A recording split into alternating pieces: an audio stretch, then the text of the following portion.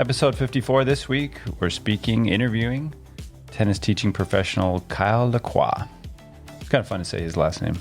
Yeah, it reminds me of watching the Montreal Canadiens. It's not Kyle LaCroix. Yeah. It's the Americanized version. Yeah, you got to go with Kyle LaCroix. He shoots, he scores. The French version. LaCroix. Yeah, it'll be fun to talk to him. Ferris State graduate, the PTM program. We spoke about PTM programs. He certainly will have some insight. Ferris State, the program up in Big Rapids, Michigan. Yeah. Contributing member of the PTA, the USPTA. He's been a tester. Got degrees from Michigan and Stanford. No dummy. Mama didn't write no dummy. You and I recently toured his tennis club. A beautiful place. Yeah, the Oaks nice. in Boca Raton. He's been there since he graduated from college, 17 years. That's a feat. He also now has his own consulting program called SETS. I met Kyle when he first graduated from Ferris State and connected with him through many members of his alumni.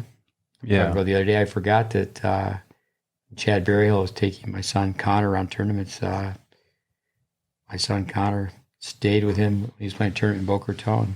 Yeah, I first met Kyle at the Ferris State program. I was speaking up there years ago, and he was there that year. Yeah, he's a team guy. I've done a lot for the PTM program and the USPTA. Not sure he's a member of the PTR. I'll have to ask him. His wife, Lisa Pugliese, played at Duke, played at Florida, played professionally.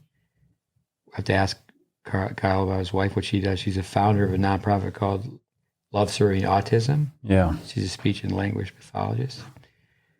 But yeah, let's call him up. He's someone I certainly, and a friend. I've known him a long time.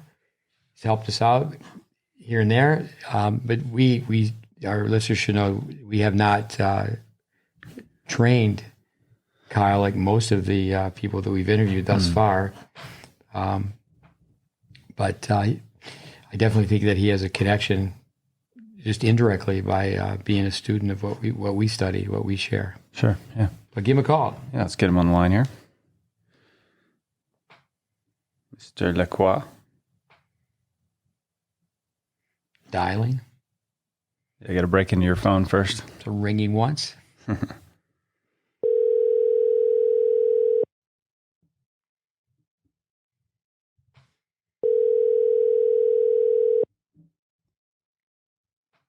Remember the ring in the movie Slumdog Millionaires? Yeah. Phoning a friend. Dun, dun, dun. Hello? Mr. LaCroix? Yes, I'm just going to say your last name as much as possible. of course. It's just fun. You're more than welcome to. Hey, thanks for being on the podcast. Yeah, Kyle. Look forward to speaking with you. Thank you. Thank you so much for having me. I'm a big fan of what you guys are doing, and I'm honored and privileged to be a part of it. So thank you. Yeah, it was nice to visit you this weekend and see your place. It was a beautiful, beautiful spot. I would stay there for a long time as well. Back to Boca. We told our listeners about we'll get into your Ferris State background, PTM, USPTA, Michigan, Stanford, the Oaks for 17 years, your consulting company. But we also want to start with the better half. Tell us about your wife, Lisa. We were fortunate to meet her when you came here to visit. Tell us just for a few minutes and we'll get going with some questions for yourself. Absolutely. So my wife, Lisa Pugliese, as I'm sure many people would remember her as, she was, top junior tennis player and had a nice career at Florida, won a national title under Andy Brandy, the head coach. And she, played on the tour for a little bit as well. And unfortunately, her career got cut short because of a back injury. But, a great story is that she found another purpose, and that was to start a organization called Love Serving Autism. For those of you that don't know what Love Serving Autism is, you can definitely check it on the website, www.loveservingautism.org. But Love Serving Autism is an organization that uses tennis as a therapeutic tool to help children and young adults on the autism spectrum. So Lisa is a certified speech pathologist, has her master's degree from FAU, and she started the organization about 5 years ago. And she's just doing tremendous things. She has several programs in Palm Beach County. She's also opened up programs in Pennsylvania, Boston, Massachusetts, and there's a lot of interest internationally as well. So it's just incredible to see, not only was she a talented tennis player, but her real gift is helping these kids and young adults on the spectrum, and just really, really inspiring stuff. So if anyone is interested, I would highly recommend you check out her website at loveservingautism.org. Yeah, that's awesome. Check it out. And it's certainly a nonprofit, and she needs financial help, correct? Yeah, I mean, obviously, with all nonprofits, 501c3s, especially the last year and a half, it's been tough. But Lisa is so strong and resilient, and she's really doing this a lot on her own. She has some help from fortunately USPTA Florida, and a lot of interest from other places. But just to kind of keep things going, she would love to build a center for kids. Adaptive, inclusive, get to play tennis and all other sports. And, it's just one of those battles, but I mean, she's the hardest worker I know. She's always on the phone and trying to help people out as much as she can. She has a heart of gold, and I'm so glad that I was able to marry Mother Teresa, it seems like. So it's good. It's good. I spoke to her a couple years ago, but it was great to meet her in person. I do think some of the things that we've learned over the years from this teacher and that teacher will help her with her students. Absolutely. I know she's looking forward to it. We were lucky enough to come by your place, GreatBase Tennis, last week. And, Lisa was just so impressed with everything you have going there. And so, I think it's the beginning of a long, beautiful friendship. So, No, it was great having you guys come visit and speak to the kids as well. No, thanks, Kyle. Tell us about how you go from sunshine to the snowbanks. You went from Tampa.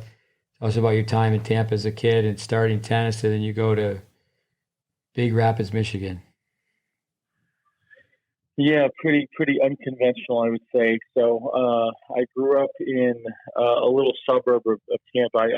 I was born in Clearwater, but I grew up in Oldsmar, which anyone familiar with the Tampa area knows where Oldsmar is. But I just tell people Tampa because most people don't know Oldsmar unless they're familiar with Tampa Bay. But so I grew up in Oldsmar, and I was actually a swimmer. I was a competitive swimmer, and was doing pretty well at that, well enough to get the attention of USA Swimming and the Olympic swim team. And I remember, 11 years old, they brought me into a meeting room and sat me down with my parents, and they opened up a giant book. It was like a 8-inch binder, and each page in this binder was just filled with like a day-to-day 5 a.m. practice to bedtime and all this stuff. And they said, this is going to be your schedule until the 2000 Sydney Olympics. And that's when I was going to be, of age, and I was going to be able to compete and everything else. And so that was kind of their plan for me to be a Olympic swimmer. And there was just something about that at 11 years old, I'm like, what's the big deal? It kind of seemed a little too much, and I still wanted to be a bit of a kid. So I still swim, and I did, but unfortunately I didn't pursue it as much anymore because it just seemed like a job. And that's when I actually discovered tennis. So once I discovered tennis, I was immediately hooked, and I played against all types of players. I played against the tournament players. I played against weekend hackers.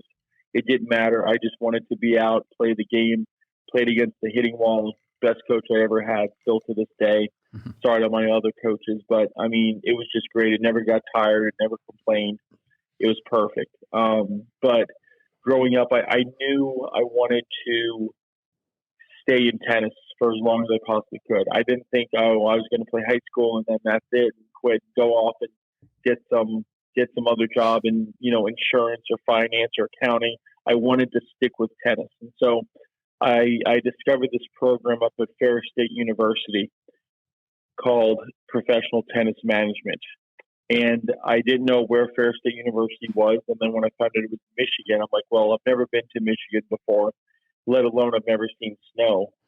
So once I made that decision to go up to professional tennis management at Fair State University, it was a big culture shock for me. It's that nice Midwestern hospitality, and people don't call it soda, they call it pop. And I finally got to experience my first Midwestern northerly winter, and it absolutely blew my mind. But my years at Fair State were amazing. I mean, it certainly advanced my career, I would say 10, 15 years. And I was able to get experiences and talk to, industry people.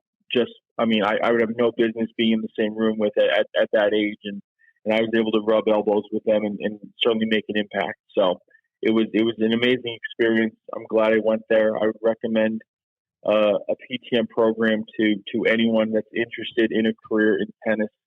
I just had such a great time with it, and I was a complete tennis geek. I was the first one in the club every morning. I was the last one to leave. On weekends, I would actually live there. I would bring a sleeping bag. I'd sleep on one of the tables. I'd go out at 2 a.m. and turn on the ball machine and practice against the ball machine. So I was just a complete tennis nut, but it was great. What years were you there? I started in 2000.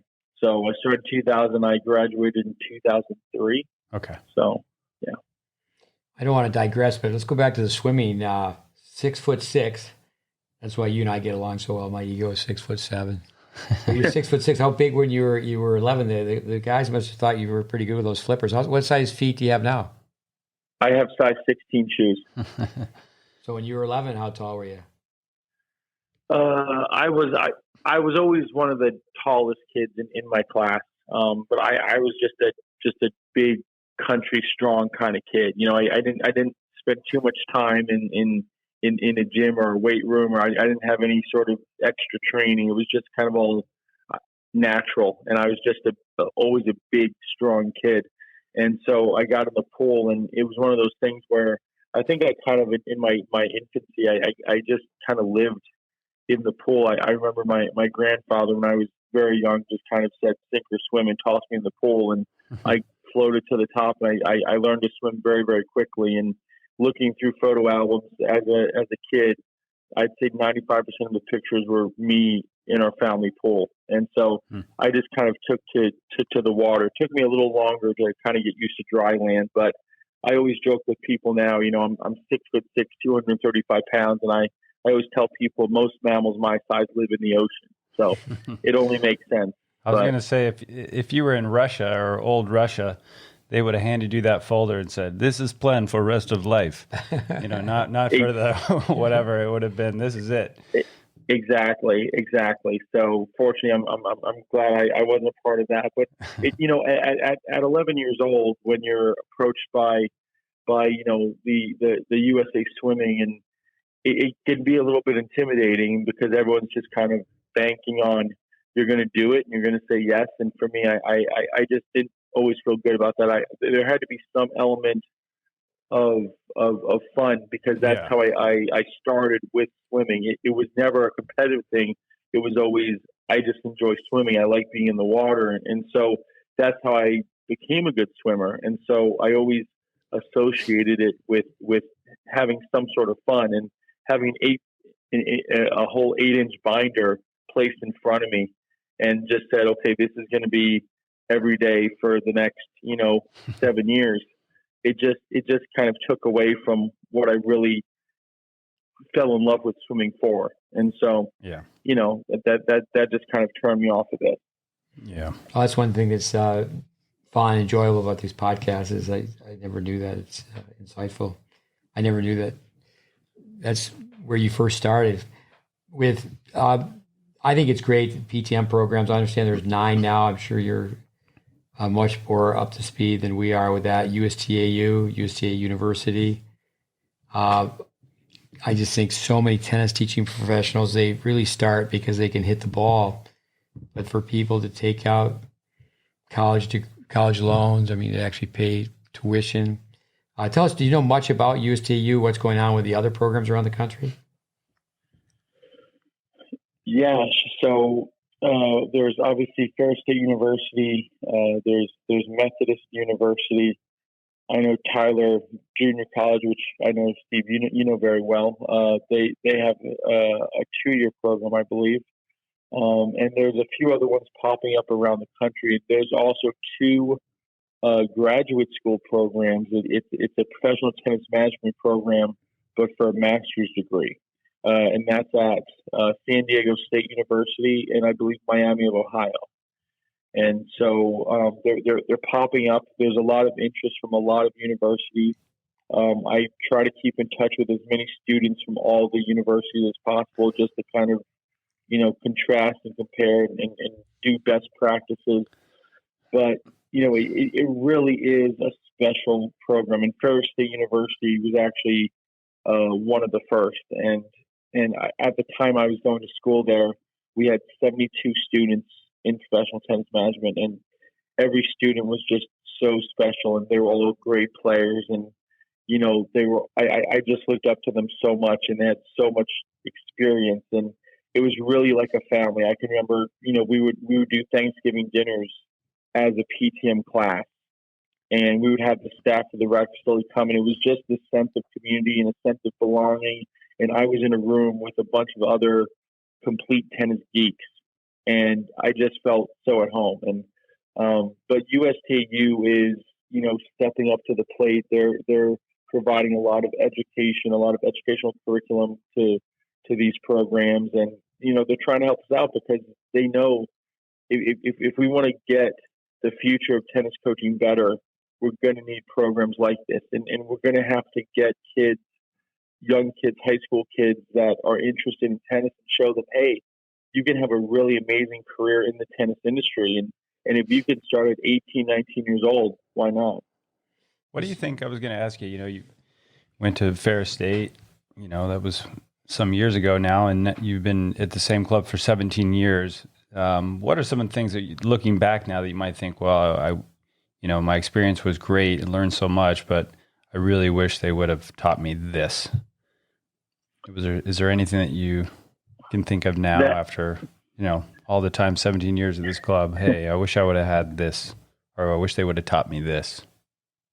Yeah, that's a great question. I think in PTM, as you're going there as a student, you certainly have sort of a one-track mind as to what you want to do, which is, most of the students that go to PTM, they want to be on court and they want to teach. And that's great. But, when you want to kind of move up and, in a job, you get more responsibility that requires a little bit of administrative responsibility. And so I wish, looking back, maybe I would have focused more on the administrative side as well. And again, I'll take full accountability for that. There was an opportunity for that, but I just did not pursue it because I'm like, I'm going to be on court for the rest of my life, and I love it. And then as I start to get older and older, and kind of need 2 new hips, I'm like, well, maybe the administrative side, just to kind of have that, just to kind of understand the business element to it. Yeah. So, but again, that's on me because there was the opportunity for that, and that's what was so great about PTM is that if you had an interest, and it didn't have to just be teaching, although the majority of people are there for that, but if you had an interest in the administrative side, in the club management side, in the hospitality side, in the streaming side, even, there's opportunities for that.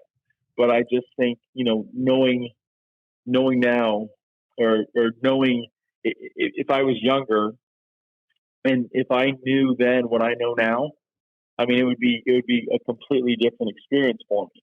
But my experience at PTM was still absolutely amazing, and I'm glad I went through it. And I think every student that does go there, they're in for something special. But you really get out of it what you put into it. So for me, I wanted to get hours on court teaching, and that's exactly what I got. In hindsight, maybe I could have focused more on the administrative side, but at the same time, you only live once, and I'm glad I got to experience it. Yeah. And Scott Schultz was the director when you were there? Is that right? So Scott Schultz was the vice president of auxiliary enterprises for the university. So he was not the director. The director at the time was a gentleman by the name of R.J. Tessier, and he was there for 2 years. And then after my sophomore year, he left. He took a job with USPTA National, and another professional came in named Tom Douglas. And so those two guys were my PTM directors, but Scott Schultz was still part of the program. He was still in town. He was still doing his thing and, kissing babies and shaking hands. So tell us some of the internships you did in the summer. I know you were at Saddlebrook. Love to have you tell us the story about Martina Hingis and mini tennis.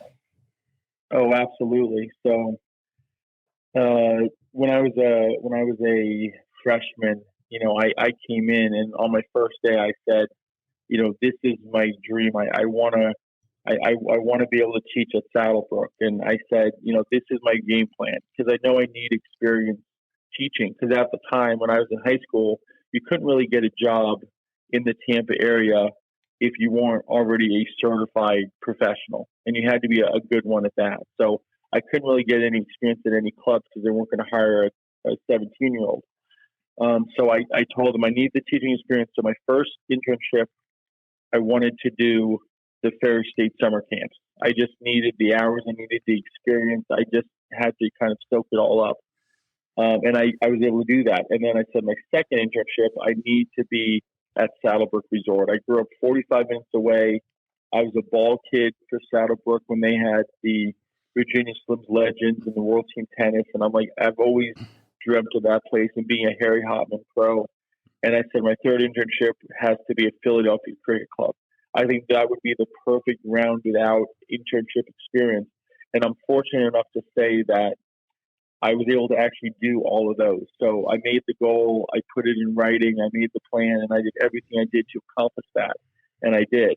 But the best internship was certainly the Saddlebrook one, because that one lasted the longest, because they loved me so much that they kept inviting me back as a seasonal pro for the winters. And eventually, after I graduated from college, they offered me a full-time job there. But I can remember just trying to get in the door at that place. I was emailing the director of tennis, Howard Moore, probably once a week, until he just got so sick of me. I broke him down, and he said, "Okay, fine. I don't know how much I have for you, but just come on by." And so I did. But one of the highlights, I would say, for me at that place, other than being the Harry Hopman pro and all of that stuff, because I just learned so much from it, is I got to be practice partners with Martina Hingis. So with Martina Hingis, a lot of pros and a lot of the top players we had there didn't really like to practice with her that much, because they just wanted to go on the baseline and play points and rally and all this stuff. And Martina didn't really do that. She did, but it took a while for her to get to that point. So one morning she's practicing, and I'm on another court working with some juniors, and there's some other courts going on with coaches working with juniors, and all the other courts with the coaches had the juniors, rallying from the baseline and, playing games from there. And I was the only court that had all my kids up at net, and we were doing mini tennis and volleys and overheads and half volleys. And I guess something caught Martina's eye in that. And so she went up to one of our head coaches and said, "Who's that guy teaching on that court? I really like what he's doing. Can I practice with him?" And so after I got done on court, the head coach came up to me and said, "Hey, you're going to be Martina Hingis' hitting partner tomorrow morning, 10 a.m. So I was like, wow, okay, fantastic. So I don't think I slept much that night. This was in the early 2000s when we kind of had a three-headed monster with Martina Hingis, Jennifer Capriati, and Justine Ennin, and they were all training at Saddlebrook at the time. And so, the next morning I get there, practice was at 10 a.m. So of course I show up early, because that's just the way it is. That's how you have to be. And I was excited. And then we started the practice by playing about 45 minutes of mini tennis. And I realized why none of the other pros really liked practicing with her, because she did mini tennis for a long time. It wasn't just, here's 10 balls, mini tennis, and let's move back to the baseline and start crushing it. It was, let's do mini tennis up the line. Let's do mini tennis cross court. Let's do mini tennis with only topspin, mini tennis with only backspin, mini tennis short angles, mini tennis in the double alleys. And it was all these iterations of mini tennis. And I had fun. And then we finally went back to the baseline and hit a few balls and did some serving and returning, things like that. But, it was such a great experience. And so after that first practice session, I was invited back, and I guess they kind of took a liking to me for a little bit, and it was an amazing experience. But and to this day, I start every practice session always with mini tennis, and I stress to people the importance of mini tennis. And they kind of roll their eyes and they chuckle, but I'm telling you, if Martina Hingis can do it for 45 minutes, juniors can do it for longer than 2 minutes. It's not a big deal. So it really helps your game. And, it was just an awesome experience to kind of be her hitting partner for a little bit. I know you and Steve go to the same barber. Did you have a little more, do you have a little more hair back then? Maybe she just kind of liked your look too, 6'5", 6'6". Well, you know what? I haven't had hair. Actually, I haven't had hair since I was 14 years old because I shaved it for swimming. Okay, but I will right. say that it's built for aerodynamics, and that I'm sorry if you're a little bit jealous there, Andy, but some people, God gave some people perfect heads. The rest had to cover with hair. So I like that. I'm just going to leave it at that. With I tease Andy's wife and say, it's too bad your husband's going gray. It's so much better to be bald. Hey, man, we're built for speed. What about gray and bald? I mean, that's kind of what you got going. Tell us a little bit about Philly. I've spent a lot of time teaching tennis in Philly with the grass courts. That must have been interesting not many of people have dealt with grass courts. Yeah, so Philadelphia Cricket Club was one of those dream internships I had, and I made it a goal, and I achieved it. I wanted to do Philly Cricket Club for a few reasons. Number one, it's an absolutely stunning club. Number two, I have family from Philadelphia, so I was going to be able to get to see them.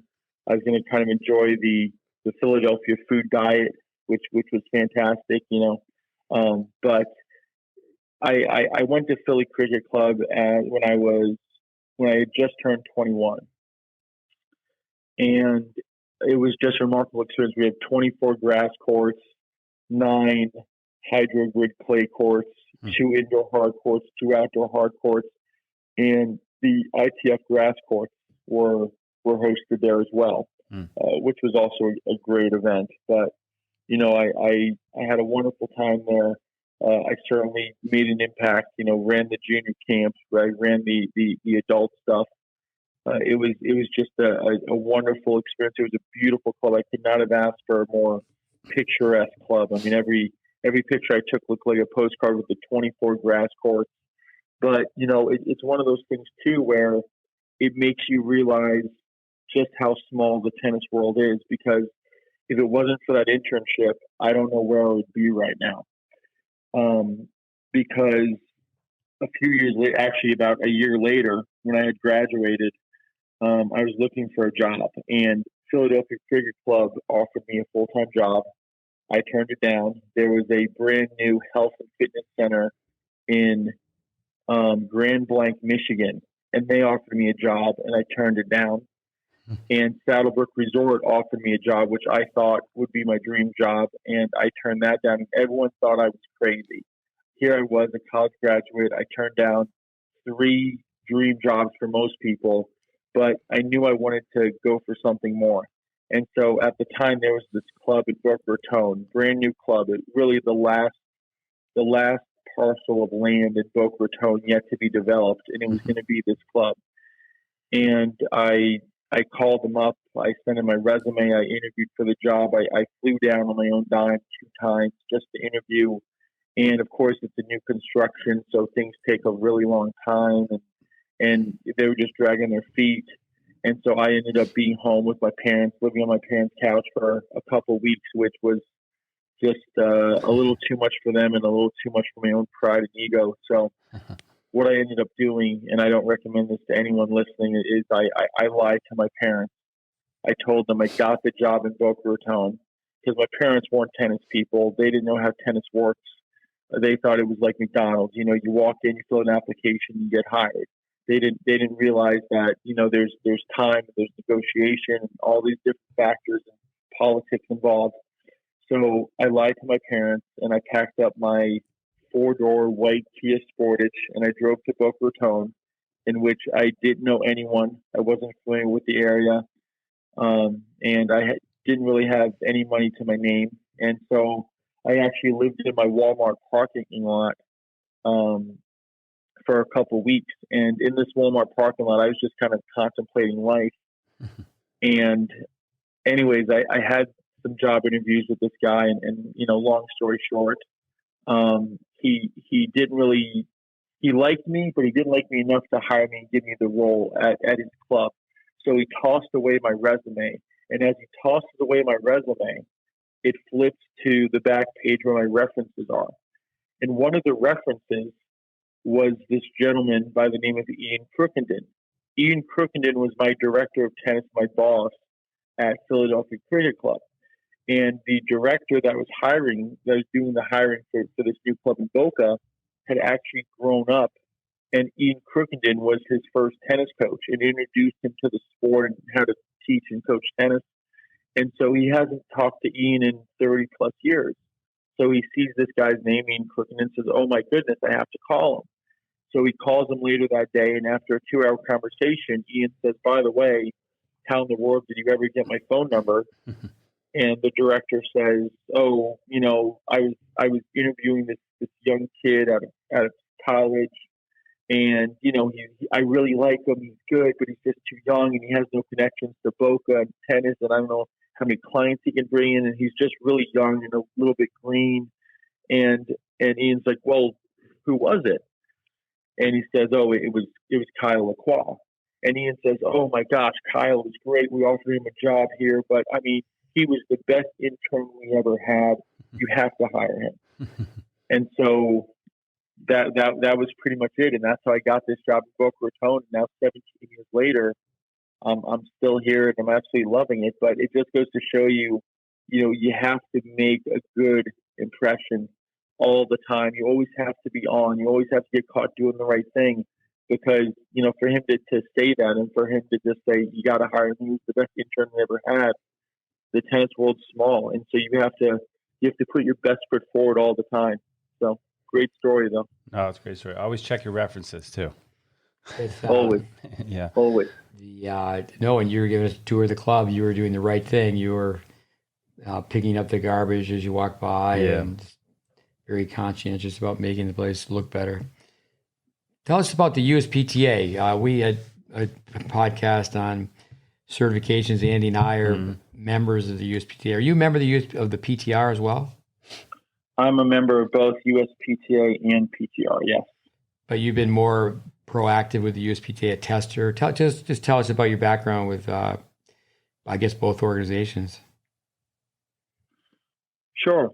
So I first began with USPTA back in 2003 when I got my certification through professional tennis management, and I immediately, once I got out into the workforce and started Boca Raton, I just kind of took an interest in being, a tester so that I could certify pros. And one of the reasons why is because all the pros that I've spoken to, they always remember their testing experience. Because obviously it's the first impression that USPTA has, but they always remember their testing experience. They remember the tester. They remember where it was, what club it was. They remember their private lesson, the group lesson. And overwhelmingly, the vast majority of them did not seem to have the best experience. Something soured them. And the fact that they were still, after all these years, still members, it blew my mind. And I'm thinking to myself, what an amazing opportunity to make a great first impression, to give these applicants an incredible experience, and to really kind of, move the needle a little bit in terms of what USPTA can provide and the experience they actually get during the testing and certification process. So based on that, I said, yes, I'd like to be a tester, and I went through the proper training, and I've been a tester for going on 14 years now. I've tested over 1,500 USPTA professionals. I've mentored a whole lot as well, and I've tested, a lot of touring pros as well. I was actually contracted by the ATP and WTA tours to provide their pro university course and to administer that. And part of that was the on-court USPTA test. And it was a bit surreal being at the Miami Open every year, being on a court surrounded by pros who are all top 200 in the world, and trying to teach them how to teach a backhand volley. Because surprisingly, these world-class professionals don't really know that much about how stroke production works. They don't understand the technical nuances of a stroke. They just kind of walk around the court with their racket on their chest and their arms crossed and kind of point and mumble things and say, just do it like this. And, they had a real hard time getting down to the level of the student and understanding, all the technical stuff. So it was great to kind of be on court with them, teach them, and some of them had light bulb moments because they could do the shot, but they couldn't actually explain it. So that was also a big highlight for me, and I made a lot of friends through that pro university course and good connections with ATP and WTA tours. So you've been more active with the USPTA than the PTR then? Yeah, I became a PTR member a few years ago, and I've helped them out too, and I presented this past year at the PTR symposium, the international symposium, which was great. But USPTA was always my first dip into the tennis industry, and as a tester, I've just kind of been a bit loyal to them. But I have friends in both PTR and PTA. So. And now, what's the connection with USTA? This didn't exist for a long time. Explain how the USTA is now in the role of accrediting the USPTA and PTR. How's that work? What's that based on? Right. So the USPTA has struck a deal with PTR and USPTA on accreditation for certification, trying to raise the teaching standards. And USPTA has gone about creating a new certification pathway. Before, a pro could just kind of sign up for PTR or PTA and take a weekend course, and next thing you know, they get a certificate in the mail, and hey, this is us. I'm now certified. But now what USTA has done is they have kind of upped the standards in terms of the coursework and the material that incoming coaches and applicants have to do. So there's a 8-hour course which for the past year has been online due to COVID, and that requires it's not so much the what to coach, but the how to coach. And so USPTA is starting them off on that with a foundation of and an understanding of how to coach, and then from there, then PTA, USPTA, and PTR will take over, and then they will start to administer the second, third, fourth phases. USTA is still working on some more stuff along with those phase 1, phase 2, phase 3. But for the most part, USTA has taken over the initial application process and the first impression. Yeah. 17 years at a club. I guess first and foremost, congratulations. Yes, and that doesn't always happen. Yeah, it's kind of like the 7-year itch. The committee's like, well, I think it's time for a change. So give us some advice on your longevity. I've had just a handful of students that have been in places 25, 30 years, but 17 years, I mean, right out of college. How's that worked? Give us some advice to people. How do you Well, I've been Sure. I mean, I've been really fortunate because I walked into a club that was a very unique situation. It was brand new. And when I say brand new, I'm talking about my first day on the job.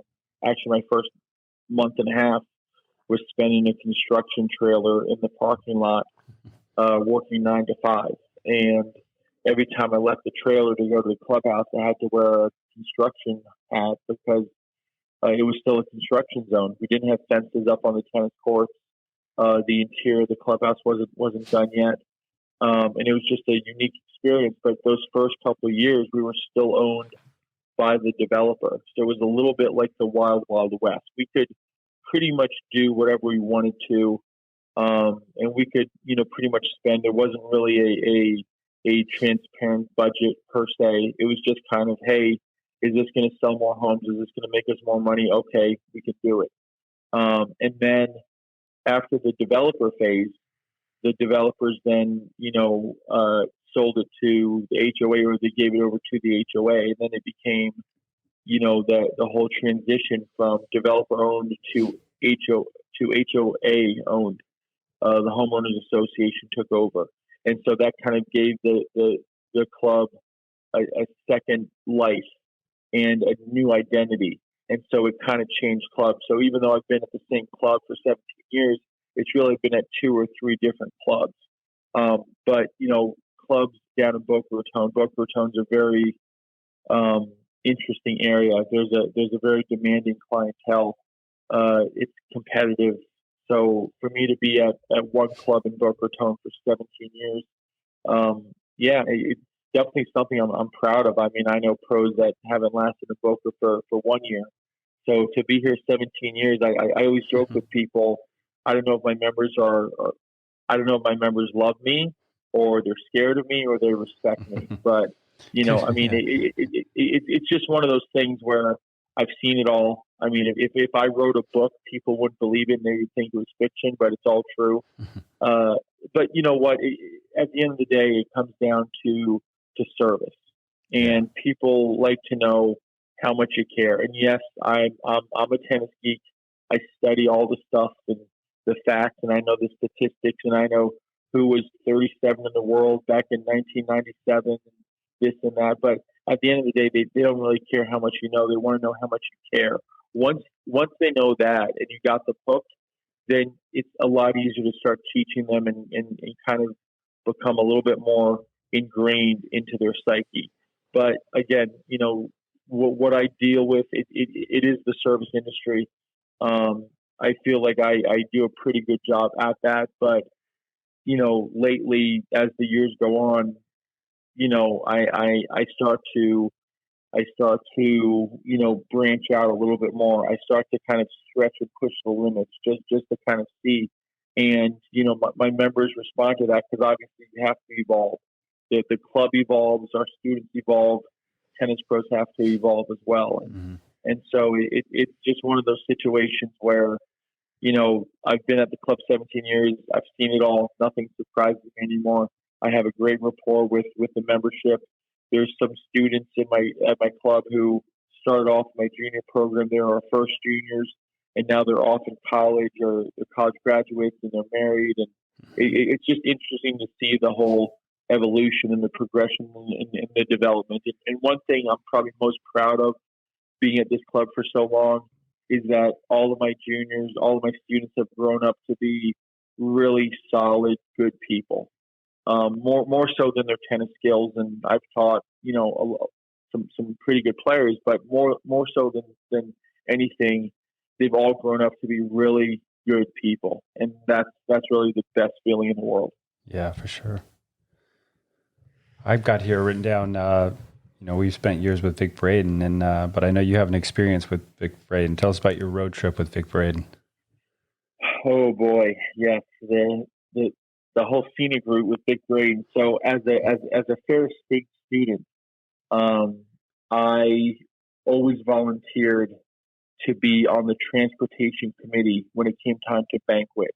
And the banquet was PTM's big festival, and we would bring in always a big time keynote speaker. We would have Peter Burwash, and we would have Vic Braden, we would have Tom Gullickson and Katrina Adams. And I mean, you name it, that they would come to Ferris. And so I knew that if I volunteered to be on the transportation committee, that there would be a good chance that I would get to go to the airport. I would get to pick up, one of these industry luminaries, and I would be able to spend time with them. And I've done it for Peter Burwash, I've done it for Tom Gullickson, I've done it for USPTA President Katrina Adams. But my best experience by far was the one when I got to pick up Vic Braden, because the Grand Rapids International Airport is about 50 minutes away from Ferris State University's campus. And I was just, having grown up on Vic Braden videotapes, because that's how I kind of learned how to play tennis. I was absolutely giddy. And they gave me a nice rental car, and it was just impressive. And I dressed up in, nice clothes and nice dress shirt and khakis, which as a college student I never really wear except for that one day a year at banquet.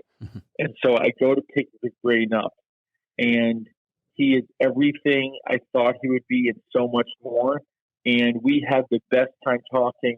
And it was probably about 15 minutes into the trip where it suddenly hit me that this man has forgotten more tennis information and insights than I will ever probably learn. It was just an incredible experience to be in a car with him.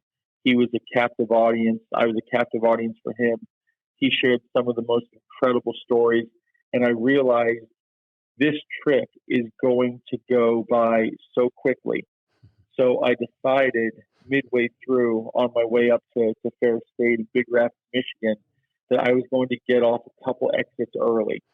And I got off the exit probably about 15, 20 miles early. And I just took some back roads. And I think at one time, there might have even been a dirt road involved. And Vic Braden kind of looked at me, and he didn't realize if he was being taken to a tennis banquet or if he was being kidnapped. Do you know where you're going, Coach?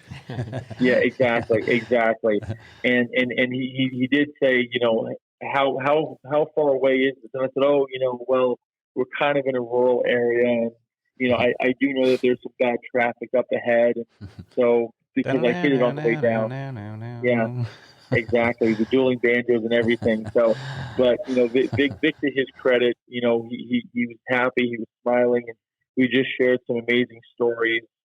And then finally, the trip ended about, what should have been a 50-minute trip took about 1 hour and 45 minutes. And I didn't really care. And I know the whole Ferris State staff and PTM were freaking out because they thought something happened to us. And to be honest with you, it was just completely selfish reasons. I wanted to spend as much time with him as possible because I knew that, number one, he was getting older. Number two, as soon as he arrived at Ferris, everyone would flock to him because that's just the type of guy Vic was. And I knew I wasn't going to have a chance during the banquet or during the whole weekend. So I really had to soak it up. And I had a million questions for him, and he answered all of them. And then I realized I still have a million more. But it was a wonderful experience. And do I regret it? Absolutely not. It might have been the longest car ride for him, but for me, I could have driven another 7 hours and been totally entertained. You should have just brought a few donuts, and then he would have been like, "Hey, is there anything else we can see?" Yeah, exactly. That's Nick. Is the banquet still annual? Is that still a happening event? So the banquet is still an annual event. However, they're doing it a little bit differently. It's no longer towards the end of the year. It's kind of sandwiched in two parts. It's sandwiched kind of at the beginning of the year or towards the end of the first semester, and then there's another smaller one. It's more of it's a lot less formal. I remember the banquets I went to in PTM.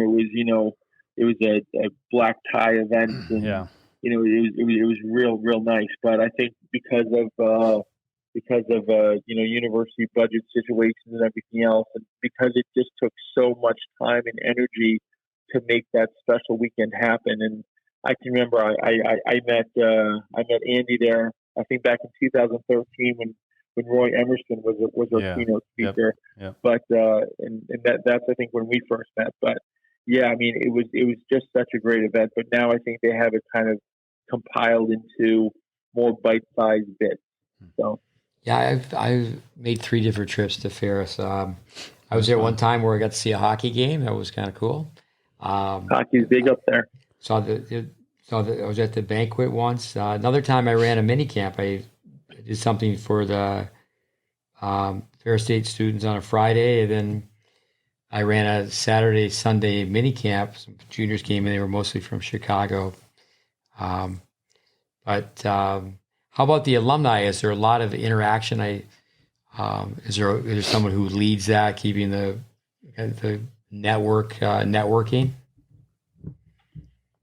So the Ferris State University PTM alumni is great. I mean, I know a lot of them still keep in touch with one another, and I know that all the alumni volunteer to come back up on their own dime just to help out the PTM students. There's something special about PTM at Ferris State, and going up there, having been through the program, you know, there's just a bond that we all have, that we share. You know, there's certain inside jokes that we have, and there's just this feeling of camaraderie that can't be replaced. And I've never experienced anything like it since. But the PTM alumni there are fully supportive. They want to help out the students. They know how important it is for the program, for the university, for the tennis industry. But a lot of the alumni still keep in touch. I actually was just on the phone with one right before our conversation. But yeah, I mean, we always try to stay connected, and we always go back. We always try to help out the kids. I know I've done it a few years where I've gone and I've spoken and I've helped out with testing and everything else. But you know, it's hard to explain because if you haven't been there, if you haven't gone through it, you know, it might not make sense. It might almost seem a bit cultish. But you know what? If I'm going to be involved in a cult, I'd rather be in the tennis cult than anything else. Oh, that's well put. With the other programs, isn't Hope College with Jorge Capistani? Isn't that pretty close to Ferris? It's a Michigan it school, is, right? I think, right? Yeah. Hope College is probably about an hour and a half away. Do you think, and they also have a PTM program. Yeah. Do you think with programs close to one another like that, or having too many, one can cannibalize, one could really cut into the enrollment of the other? Yeah, I mean that was my that was my initial thought, but looking at the demographics and the enrollment, Hope College it's a much smaller school and it's private, and the tuition there is considerably higher. So they're going after a different segment of the market. But yeah, I mean that was my first initial fears that they're going to cannibalize each other. But Hope College is a little bit more selective in their student body. So because of that, I think Hope College might have maybe 8 students, whereas Ferris State has over 30.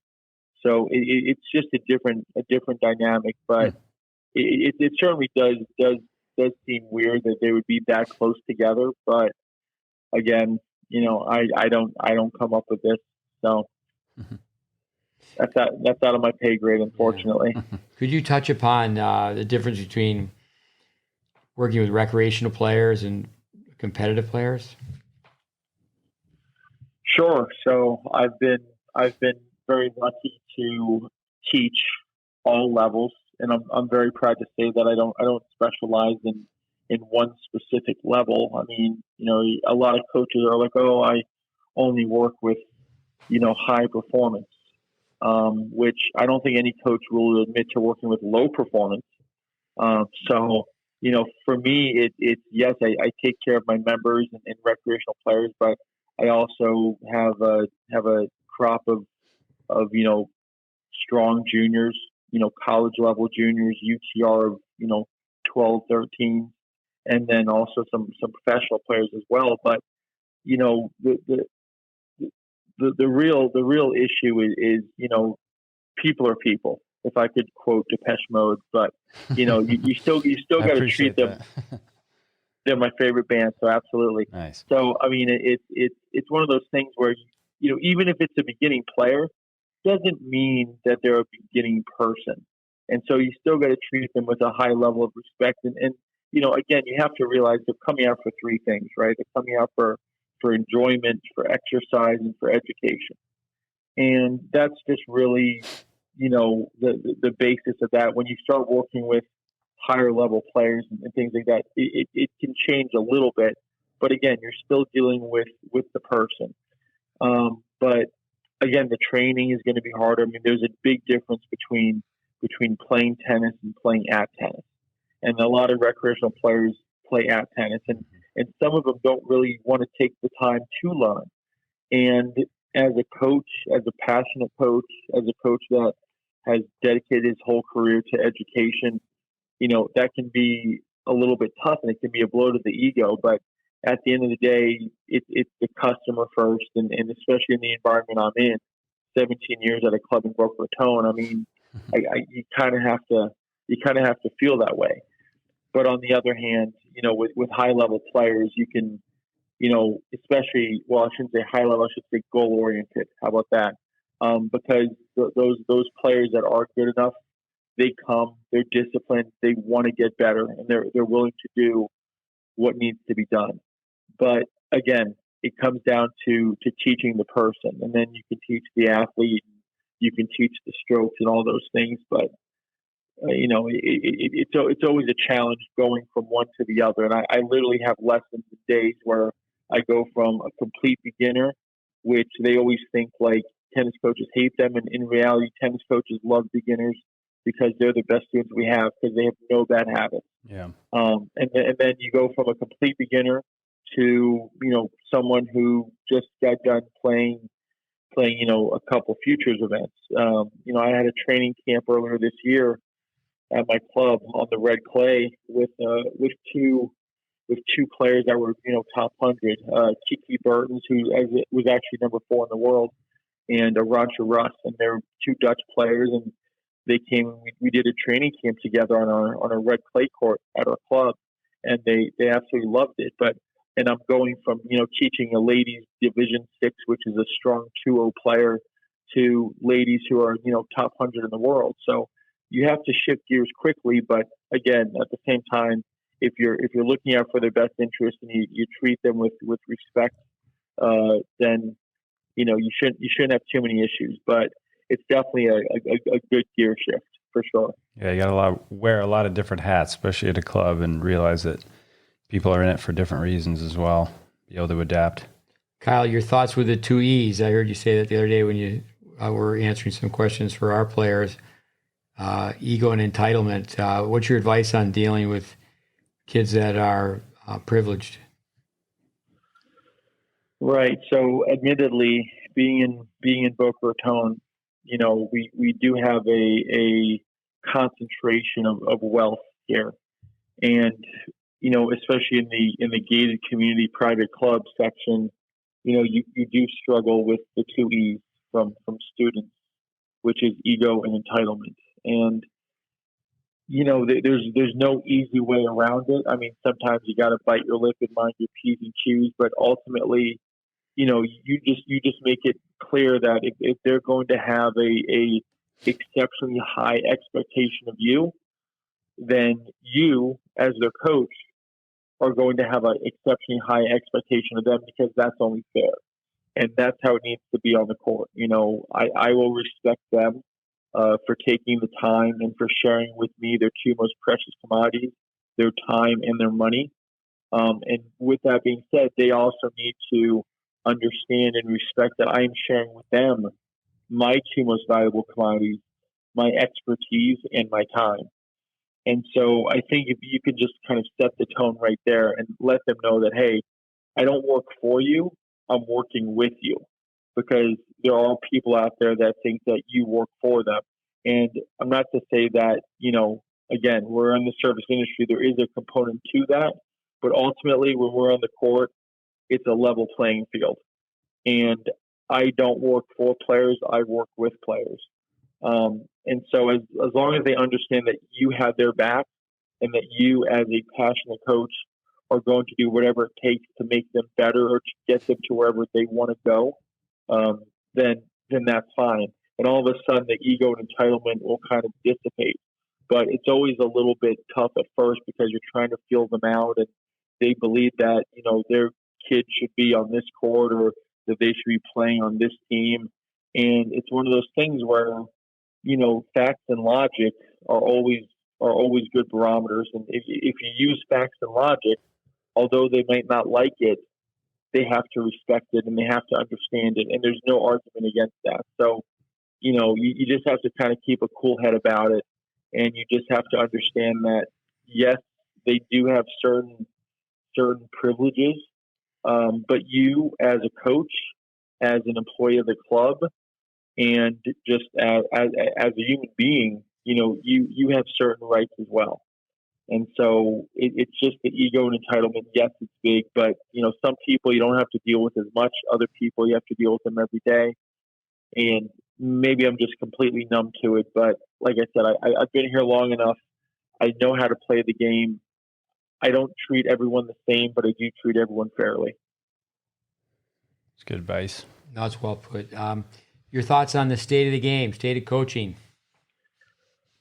Oh boy, we might need another podcast for that. Yeah, the state of the game. I mean, listen, I my heart goes out to everyone that's been affected by the last 2 years of this pandemic with COVID. But COVID, it's honestly the best thing that's happened to tennis. This has given tennis a second chance. I mean, tennis is pandemic proof. I mean, we had the social distancing and we had the outside, and it's just so great. And I mean, I know people are going to be shocked, like, oh, you're not allowed to say that. But you know what? To be honest with you, tennis needed this. And private clubs are absolutely crushing it right now. And there's a lot of public facilities that are also doing very, very well.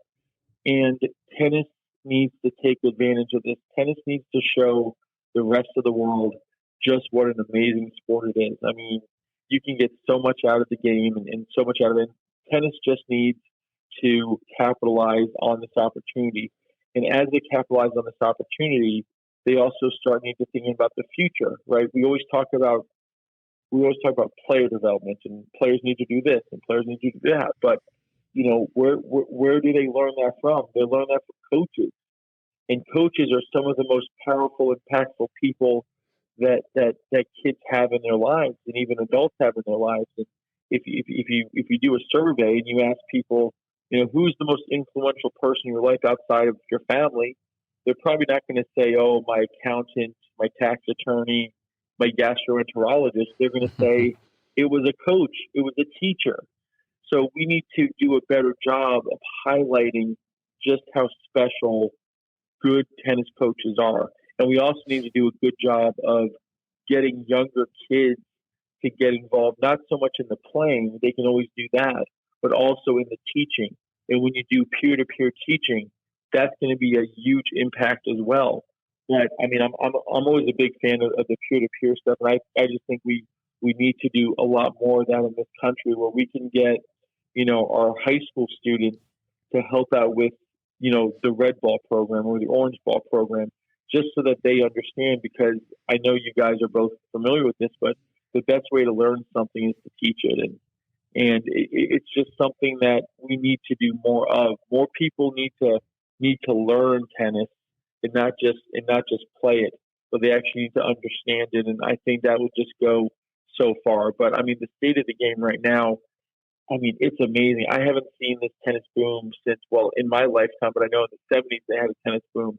But I mean, this right now, every club down here is packed. I can't hire pros fast enough, and every other club down here can't hire pros fast enough. I mean, we are just through the roof. So, listen, I don't treat COVID as a setback. I treat it as a setup, and we have the option to either be victims or we can be victors. And I'm choosing the latter. So I mean, we need to step up with the coaching. We need to step up with the promotion of it. We need to step up with the way tennis is taught nowadays. We need to step up with a little bit of the lingo, this whole high performance stuff. Again, like I said earlier, I've never met a coach that says they teach low performance. And then, you have it could just go on and on, but for the most part, we just need to embrace this opportunity. Tennis is a healthy sport. It's a safe sport. Let's get more kids involved in coaching. Let's get more coaches involved in development and professional development. And this sport will be just fine. But it has to start from the ground up.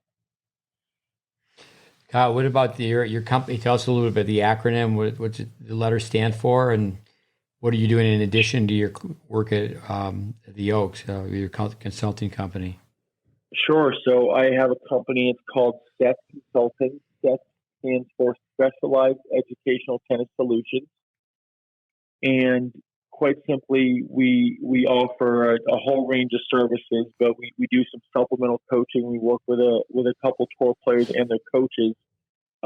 We kind of are getting out of the player development phase, which again, that's another term, player development, as opposed to player regression. I think every coach is in player development, but it's one of those things where, we go into the coach development. We work with clubs. We train their staff. We work with federations. We provide educational curriculum to tennis federations, international tennis federations, a couple in Europe and things like that. We work with private coaches as well, trying to get them to reach their goals. So we work with colleges, college coaching staff. So there's a whole lot of things we do, and the website is www.sethconsult.org. If anyone wants to check it out, and the website will pretty much give you the whole synopsis of what we do. And we're also, Rebo Wall ambassadors. So because we're a big fan of the Wall, because like I mentioned earlier on in the podcast, the Wall was my best coach. But we offer a whole set of options. We do a lot of speaking engagements as well, presentations, research. Research I've done through my master's degree at Stanford. But it's just been really exciting. I launched it last year, 1 week before COVID, so my timing is impeccable. But it's gotten a surprisingly good amount of publicity. A lot of tennis pros I talk to, not only around the country but around the world, really love it. They love our services. They love what we do, and every single tennis professional I've spoken to that has seen the website, that understands what we do, they say, we so need this. We've needed this for a very long time. So I'm happy to be able to provide that for so many. And I consult internationally as well. And I mean, it's just been a real passion project of mine, and it's turned into something really special. Oh, that's great. That's great, Kyle. Anything else, Andy? Kyle, anything else you want to add? Any more questions? Yeah, I think we covered a lot. It was really fun for me. I hadn't been down to Boca and spent much time around that area, so it was really great to be down there and see everything in person. And now it looks like you've got a great setup, and glad to hear you're doing so well and affecting so many people. And that's what tennis needs. Absolutely. I think tennis needs the impact players. Tennis needs professionals and coaches that are just going to step up and kind of look out for each other. There's so much emphasis on the players, and how do we get the next wave of American champions. And it's like, well, maybe we get them some really good coaching, and that's what I really like about what I do is that, instead of just working with one player, where all my advice and hopefully some wisdom, kind of just gets dropped on them. I get to work with coaches, and then those coaches go out, and those coaches get to use that on a whole bunch of students. And so it's just, a really special thing to work with coaches. That's what I love to do the most. working with federations, working with clubs on their pro staffs. But I mean, listen, it's an awesome thing. We are so blessed to be part of the best sport in the world. I know tennis has been very good to me. Tennis has been very good to you guys. So, I mean, we just have to do well, make impacts, and then when something good happens, we have to pay it forward as well. Exactly. And they named a drink after you, Kyle LaCroix. Yes, it's the LaCroix sparkling water. I always pronounce it LaCroix, but they've Americanized it and they pronounce it LaCroix. But I always tell people it's the family business, and I find that when I say that, I usually get better seats at restaurants and things like that. So it's worked out well. But it's a $4 billion company, so I do wish it was the family business, but unfortunately, it's not. That's great. No, it's been great having you. I was going to ask you, when did you first become, aware and studying the GreatBase? What's your background? I mean, I know we've got our online courses, but where did you first start to get into the GreatBase and implement that? Sure. Well, proud to say, I've done the courses online at GreatBase, and I have my certificates hanging up and things like that. But I heard you say the 3 E's, so I thought, okay, there we go. Got the 3 E's. Oh yeah. Well, it's one of those things. I've known of Steve Smith for quite some time, and so again, from Vic Braden and from just a whole lot of other people in the industry, I figured anyone that can talk about Vic Braden.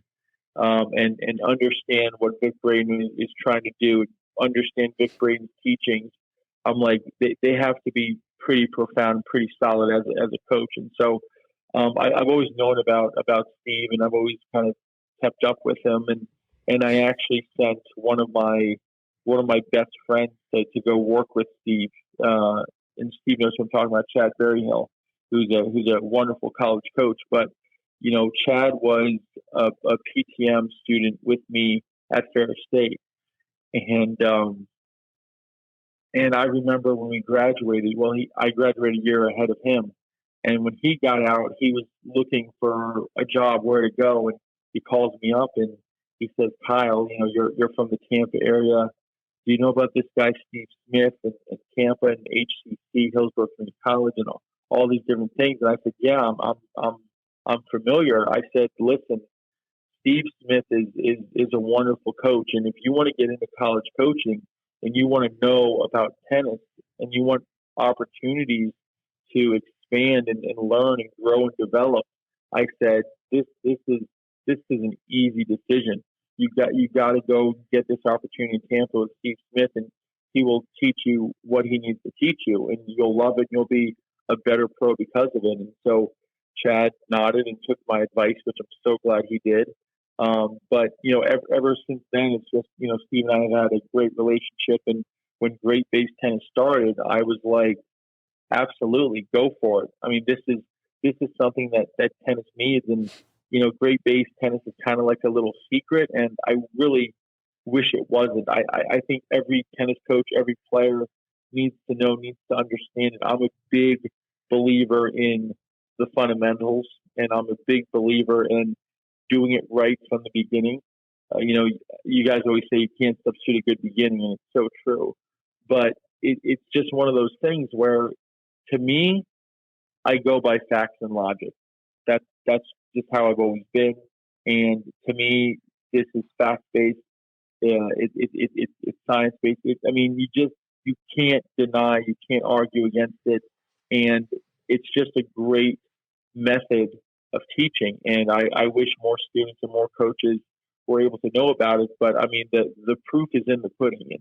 And if anyone goes to your website, they'll see videos of past students and what you guys have been able to do with them. And like I said, I mean, video doesn't lie, and it's just all there. So I've always had a great respect for Steve and for what he's been able to do. And he has a great coaching tree too, obviously, with all the coaches that have kind of worked under him and have gone off to do big things. So it was just a mutual respect, and listen, GreatBase it's a wonderful platform that kids and adults, and coaches and parents all need to know and all need to understand.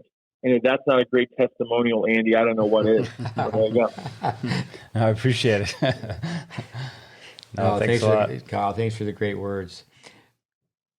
Absolutely. Thank you guys. Thank you guys for everything. Thank you guys for allowing my wife and I to come and visit your place. And thanks for stopping by and seeing my place. And thanks for your friendship. And I just hope we can take this roller coaster and ride it even more, because like I said, tennis has been good to us and it's going to continue to be. I just want to tell our listeners one thing, is that we were just chatting and I said, why don't we do this? And I said, Andy's pretty good, but he's not as good as I am. So Andy, why don't you arm wrestle Kyle? And I just want to tell our listeners that you're 6'6", 235, but Andy, even though he's not bald and with that shaky gray hair, he took you down. So I didn't have to try to arm. I was over the top, What I do is I just put my hat on backwards, and it's like a switch, and it just came over the top, and Kyle went down. Kyle gives that hand player shake, where they grab you, give you your bump chest. Somebody out there will know. It's an old Stallone movie, Over the Top, 80s. Over the top, I missed that. But great movie. My son Connor used to say that he didn't like to be hugged by Riley Opelka. When you get hugged by Kyle LaCroix, I mean, it's like you come up to his belly button. Yeah, exactly. All right, man. Well, thanks again for being on. Yeah, great to talk to you. You speak so well, and you gave some great advice, and young coaches, old coaches. I hope people can tune in, and that's one great thing about podcasts. It'll be archived, so if people didn't pick up on it the first time around, they go back to it. We'll tell people to tune in. Yeah, definitely a great plug for the PTM programs out there as well. Yeah, I look forward to having you and your wife come back up. It's great to have you visit. Absolutely. Thank you guys so much, and congrats on all the success, and best of luck in the future, and we'll certainly be in touch. All right, Kyle. Thanks again. All right, Kyle. Talk to you. Thank you so much. Later, man. Have a great day. Bye. You too. Bye. Kyle LaCroix. That was great. Yeah. So well spoken. Kyle. Yeah. Great advice. Just get away with words, and inspirational, informational, transformational. Yeah. Check out his website, his wife's website. Yeah, I'll have links to it in the show notes so you can check it out. As always, you can find us online at GreatBase Tennis, GreatBaseTennis.com, social media, all that good stuff. Number 54, over and out. Thanks for listening. Yeah, everybody, thanks for listening, and we'll catch you next week.